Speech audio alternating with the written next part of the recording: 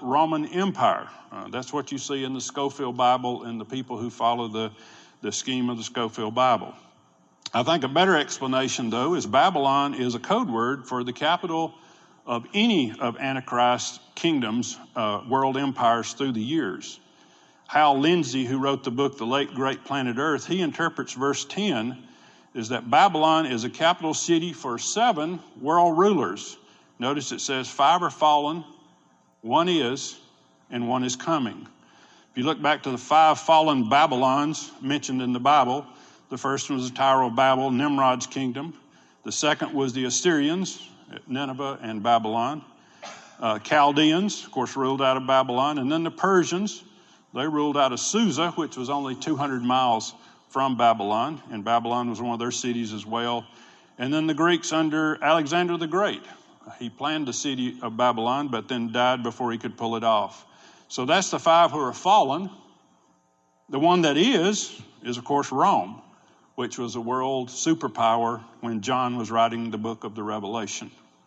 And then there's an other that's not yet come, and that's this future capital of the Antichrist and his new world order, his one world empire. And then we have another strange reference down in 17 verse 12. It talks about Babylon and 10 horns. And boy, this one here has really been interpreted all over the place for years. Some Bible scholars believe that it's 10 European countries that made up the Roman Empire.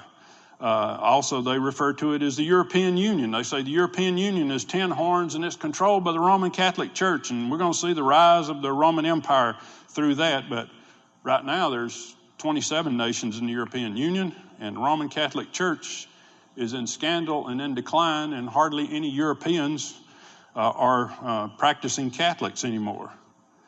Some scholars more recently, especially since September 11th in our own country, with the attacks on Washington and New York, think the 10 horns are Muslim countries, surrounded by a revived literal Babylon located in Iraq. So they think the Babylon in Iraq is actually going to rise from the dust, and it'll become the great city in the end. But see, there's a problem with that. In Isaiah chapter 13, verse 19, it says, "In Babylon, the glory of kingdoms, the beauty of the Chaldeans' pride will be as when God overthrew Sodom and Gomorrah. It will never be inhabited, nor will it be settled from generation to generation, nor will the Arabian pitch tents there, nor will shepherds make their sheepfolds there." So the literal Babylon that's located in Iraq will not rise again. It's kind of interesting when David was part of the invasion that was going up to Baghdad. They were going up the interstate. And interstates over there have the big green signs just like ours does. And he took a picture of one that says Babylon to the right. Is that a little weird?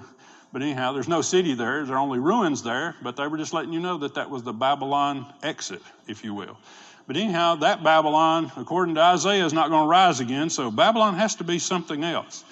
And I think the best explanation is Babylon the Great in Revelation will be an international, multicultural capital for a world superpower, just like those Babylons of old were for Babylon, Persia, Greece, and Rome. Now look back to chapter 17 and in verse 1 through 6, and in chapter 18, verses 3 through 5. It gives us more of a description of who Babylon is. It said Babylon specializes in idolatry, the worship of false gods. Not only is Babylon the capital of a government, it's also the religious capital, and it's going to encourage people to turn away from the Lord God of the Bible and leads people to worship the gods of this world and leads persecution against the saints and believers in God's Son, Jesus Christ.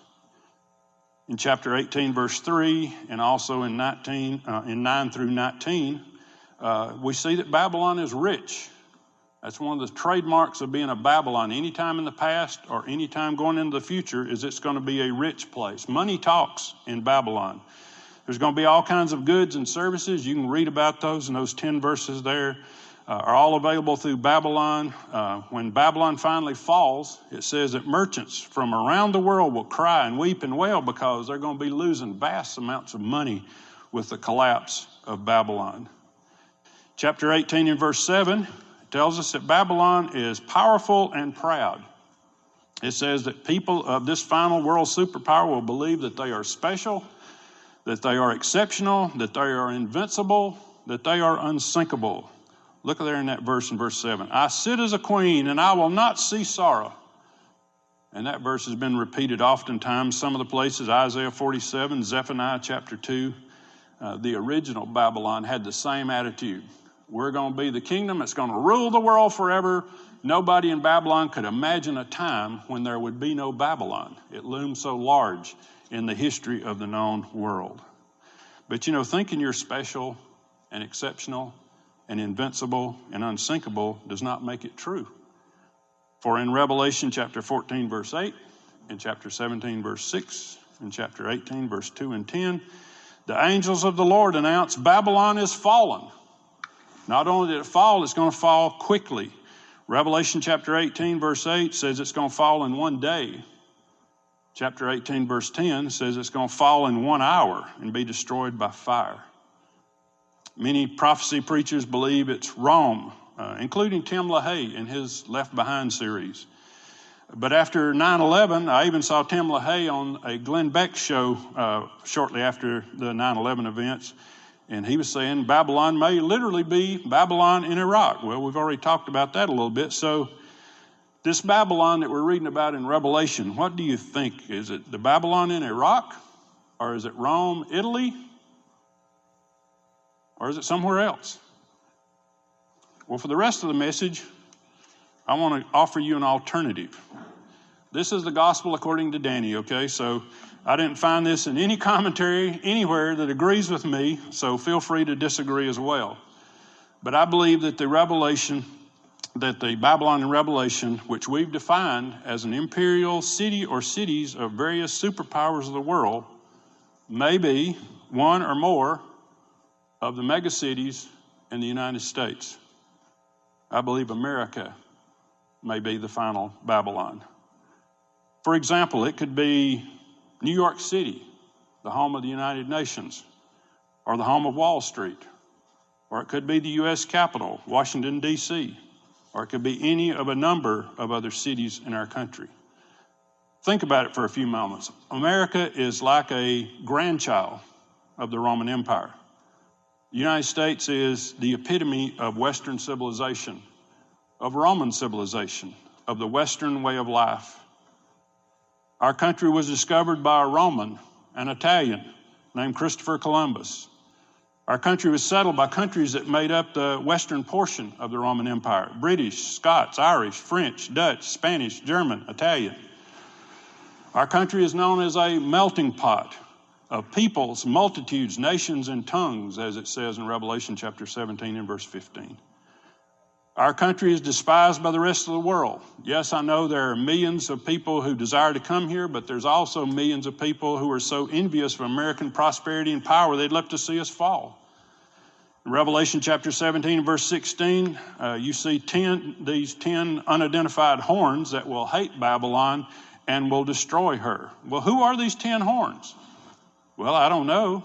But I do know that there's more than 10 nations in the world right now that would love to see America cut down to size.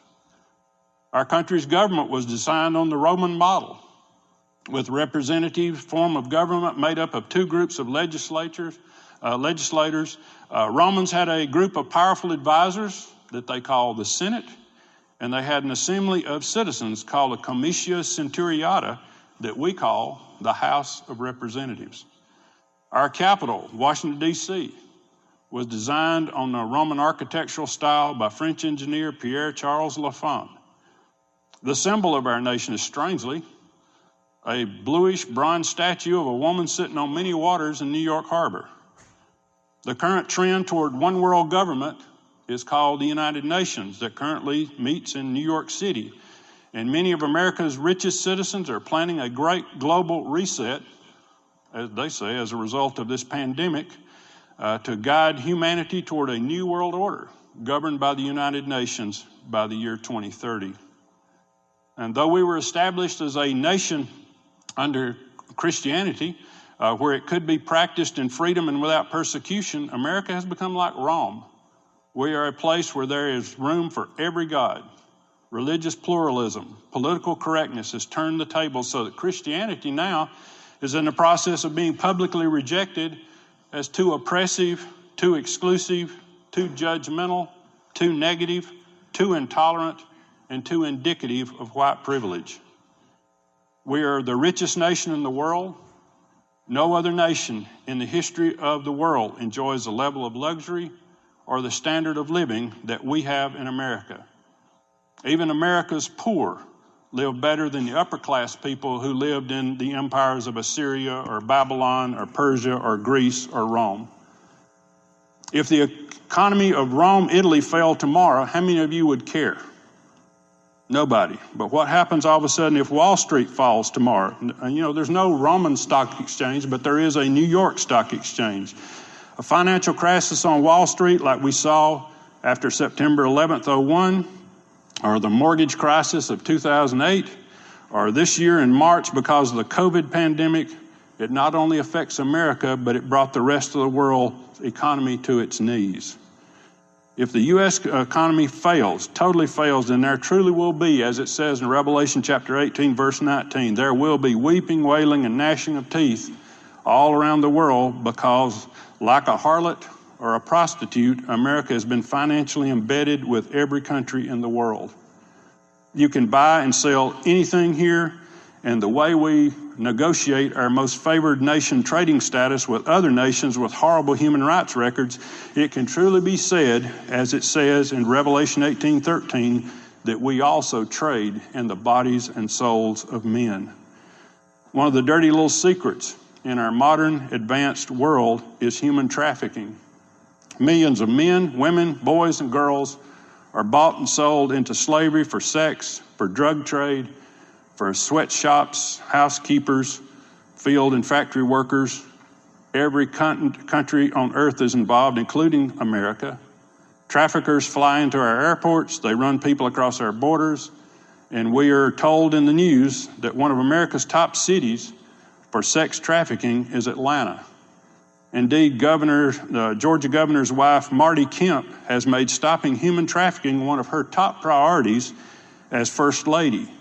Now, for most of us, trafficking may be some kind of big secret, but it's not to most people in law enforcement, and also, according to Revelation 18:13, it's not secret from God because He sees it and He knows what's going on. Our country is also proud. We like to throw around the title, the world's only remaining superpower. I don't think any of us can imagine a world without America. Can you? Can you imagine the fall of the United States of America? We truly believe, like Babylon does in Revelation 18:7, that we sit as a queen among the nations and we will never see sorrow. You may be thinking to yourself right now, well, how could a nation as large and vast and strong as America fall in 1 hour by fire, like it says in Revelation 18:10? Well, I think September 11th was just a small foretaste. According to Revelation 16:21 that we'll get to next week, fire is going to fall like hail. And that hail is going to be huge hail. It looks like to John that it could weigh a talent, which is over 100 pounds. I couldn't help but think as I read that, I wonder what the Apostle John, a first century man, thought when God showed him 21st century weaponry. Remember, John had never seen a gun or a bullet or a battle tank or an airplane or a helicopter or a bomb or a missile. What would John think if he saw a nuclear missile attack? I think he would be saying, that's the largest hail I ever saw. Currently, in our global war on terror, America has relatively small, remote-controlled drone airplanes that are capable of delivering missiles, rockets, and bombs. We have small nuclear weapons like Tomahawk missiles that can be fired from planes, ships, and subs with a 2,000-mile range delivery for both nuclear and conventional munitions. We also have some big nukes, like the Minuteman missiles that go into orbit and come back down and split out into multiple warheads capable of hitting a dozen different cities simultaneously. And the list of nations that own similar weapons is growing every day. And the list of nations that resent America's prosperity, influence, and power is also growing every day. And yes, thanks to modern technology and weapon systems, a nation